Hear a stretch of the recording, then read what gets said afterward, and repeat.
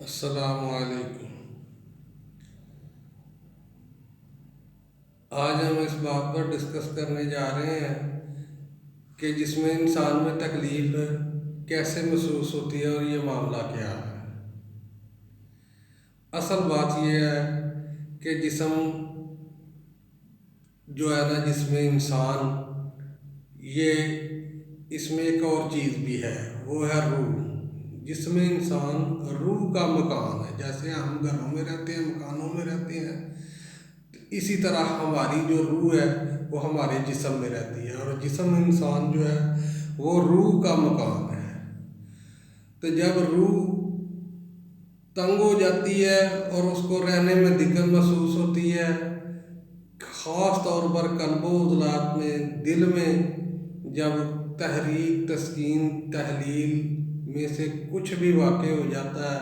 یا تو وہ تیز ہو جاتا ہے، یا وہ سست ہو جاتا ہے، یا وہ تحلیل ہو جاتا ہے، زیادہ گرمی پہنچ جانے سے، خون کا مرکز زیادہ ہو جانے سے، خون زیادہ جمع ہو جانے سے تحلیل ہو جاتا ہے، تو پھر روح جو ہے وہ تکلیف محسوس کرتی ہے،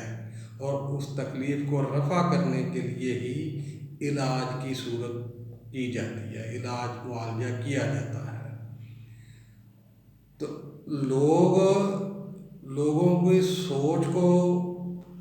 بہتر کرنے کے لیے یہ ویڈیو بنا رہا ہوں کہ لوگ یہ سوچیں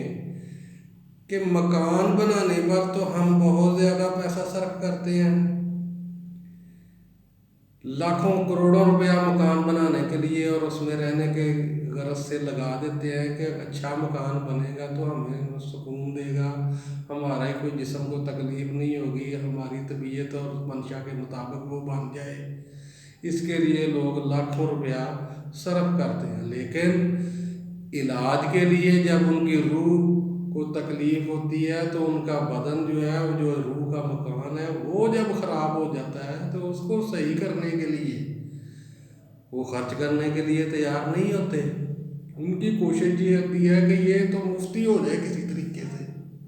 اس پر ہمیں کوئی چیز صرف نہ کرنی پڑے، اور یہ سوچ ان کی بڑی غلط ہے۔ اس کو عوام کو تبدیل کرنا چاہیے، اس سوچ کو، کہ دیکھیں نا، مکان کے اوپر خرابی پیدا ہو جائے، مکان میں کوئی مسئلہ پیدا ہو جائے تو نیا بناتے ہیں یا اس کو ریپیئرنگ کرتے ہیں تو پھر لاکھوں روپیہ خرچہ ہوتا ہے، اور بعد میں دل جائے تو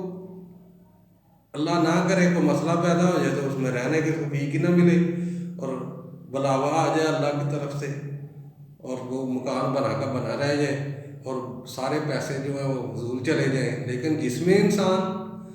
جب روح تنگ ہوتی ہے تو روح کا مکان جو ہے، جس کے اوپر خرچ کرنا چاہیے، جس کو صحیح کرنا چاہیے، جس کی مرمت اور جس کا ریپیئرنگ کا کام معالج نے کرنا ہوتا ہے، اس کو وہ معاوضہ دینے میں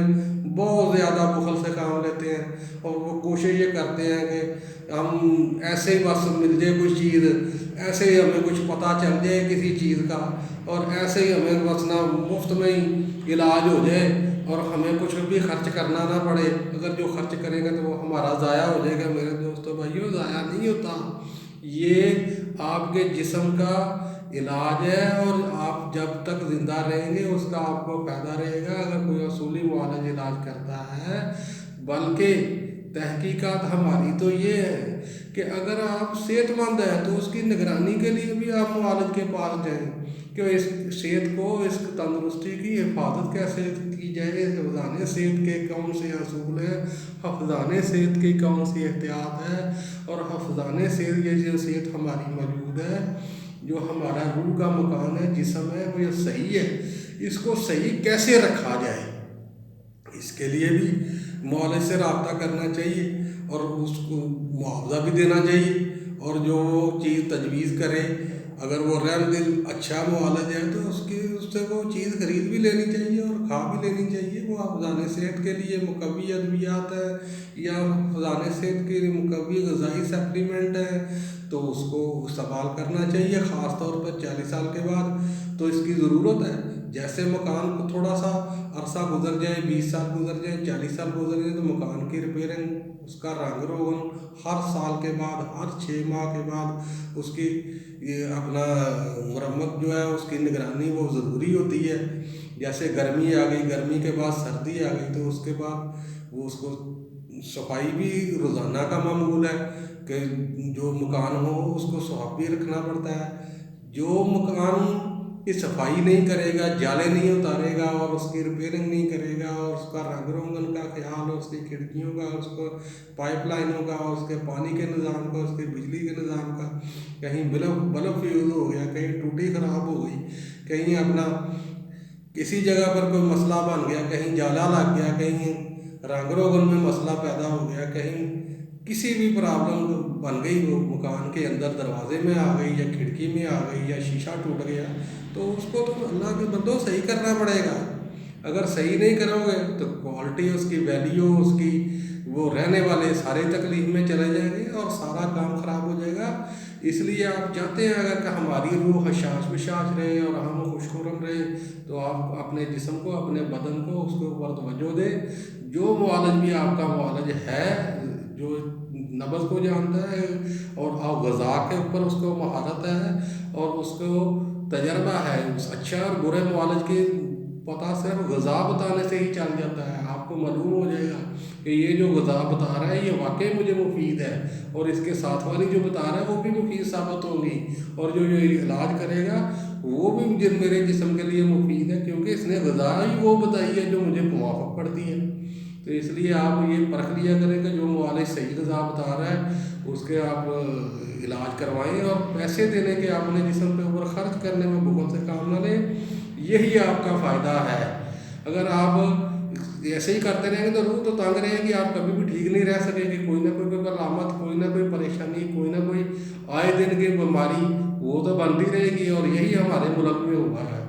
کہ روح کو اتنا تنگ کر دیا گیا، اتنا لوگ ایسے ڈھیٹ ہو جاتے ہیں کہ اپنے بدن کو جتنی مرضی تکلیف ہو جائے اسی میں کام کرتے جائیں گے، اسی میں اپنا رہتے جائیں گے، جب تک گر نہ جائیں اور لوگ گھر والے جو یا محلے والے اٹھا کر ہسپتال میں نہ لے جائیں، اس وقت تک علاج ہی نہیں شروع کرتے۔ روح چاہے جتنی مرضی تنگ ہو، جتنی مرضی تکلیفوں کو برداشت کرتے رہنا، یہ کوئی طریقہ نہیں ہے۔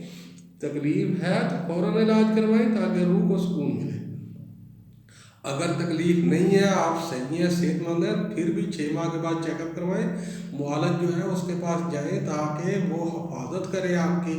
صحت کی، جو حفظان صحت کے اصول ہیں وہ بتاتا رہے، وہ غذائیں بتاتا رہے اور آپ اس کو استعمال کریں۔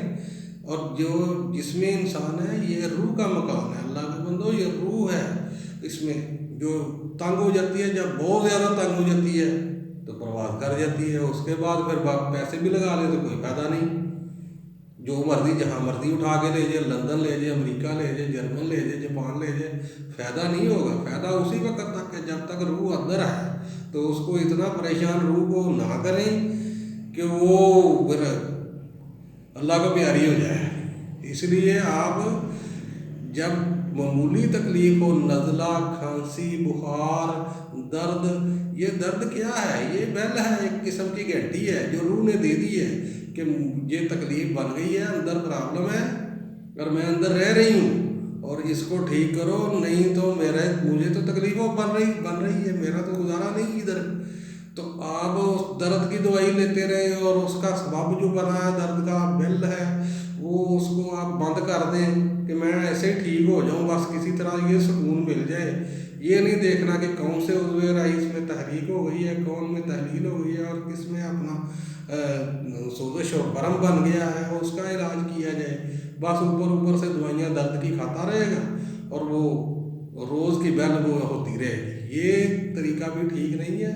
اس سوزش کو، ورم کو ختم کیا جائے، یہی علاج ہوتا ہے، پھر وہ دوبارہ درد نہیں ہوتی۔ جب صحیح اصولی علاج کر دیا جاتا ہے، اصولی معالج کے پاس ٹائم زیادہ لگتا ہے، لوگ اس کے بعد ٹھہرنا پسند نہیں کرتے اور فوراً معالج ہوتے ہیں، دوسرے کے بعد تیسرا، تیسرے کے بعد چوتھا، اور ایسے ہی گھومتے رہتے ہیں، علاج پھر بھی نہیں ہوتا، اور آخر پھر نتیجے نکلتے ہیں کہ ورم بن گیا، سوزش بن گئی، اور کیا ہو گیا، السر بن گیا، السر سے پھر کینسر ہو گیا اور وہ آگے سے پھر وہ پھٹ گیا، تو پھر مسئلہ جو ہے وہ کسی کے بھی کنٹرول میں نہیں رہتا۔ اس لیے جب شروع سٹارٹ ہوتا ہے، جب شروع اس کو کنٹرول کر لیا جائے تو بڑا مرض بنتا ہی نہیں ہے، پھر تو چھوٹے میں ہی کلیئر ہو جاتا ہے۔ جیسے نزلہ ہے، بخار ہے، یہ علامات ہے،